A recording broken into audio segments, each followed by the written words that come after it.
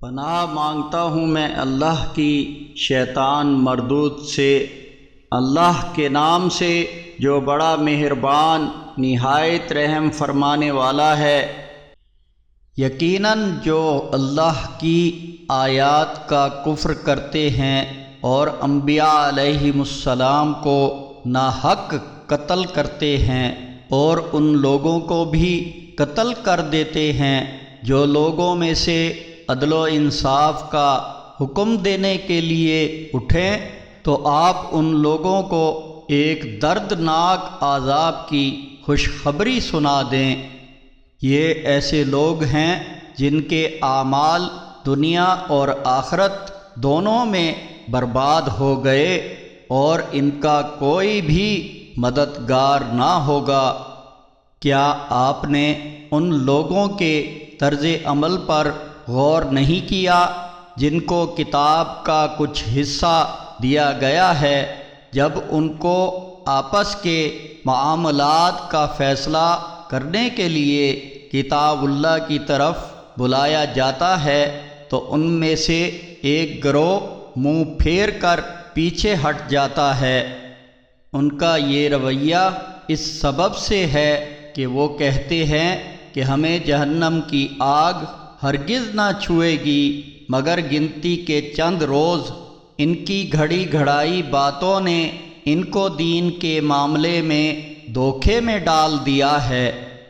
پھر اس وقت ان کا کیا حال ہوگا جب ہم ان کو اس دن جمع کریں گے جس کے آنے میں کوئی بھی شک نہیں، اور ہر ایک کو اس کے کیے ہوئے اعمال کا پورا پورا بدلہ دیا جائے گا اور ان پر ظلم نہ کیا جائے گا۔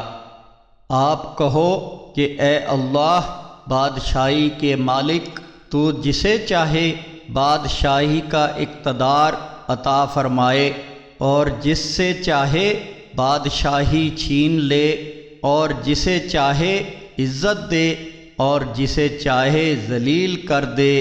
سب خیر تیرے ہی ہاتھ میں ہے اور بلا شبہ تو ہی ہر چیز پر قادر ہے۔ تو ہی رات کو دن میں داخل کرتا ہے اور دن کو رات میں داخل کرتا ہے۔ تو ہی زندہ کو مردے میں سے نکالتا ہے اور مردہ کو زندہ میں سے نکالتا ہے، اور تو جسے چاہتا ہے بے حساب رزق دیتا ہے۔ مومنوں کو چاہیے کہ وہ مومنوں کو چھوڑ کر کافروں کو دوست نہ بنائیں، اور جو ایسا کرے گا تو اللہ سے اس کا کوئی تعلق نہ رہے گا۔ ہاں البتہ اس حالت میں کہ تم ان سے بچاؤ کے لیے کوئی طریقہ اختیار کر لو اور اللہ تمہیں اپنی ذات کے قہر و غضب سے ڈراتا ہے اور تمہیں اللہ ہی کی طرف لوٹنا ہے۔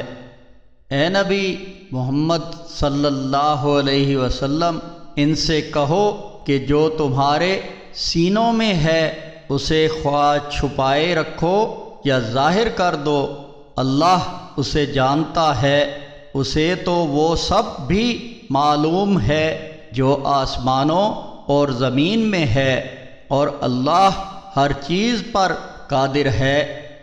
اس دن جب ہر ایک اپنی کی ہوئی نیکی کو اپنے سامنے پا لے گا اور اپنی کی ہوئی برائی کو بھی دیکھ لے گا تو آرزو کرے گا کہ کاش اس میں اور اس کی برائی میں بہت دوری ہوتی، اور اللہ تمہیں اپنی ذات سے ڈراتا ہے اور اللہ اپنے بندوں پر بڑا ہی مہربان ہے۔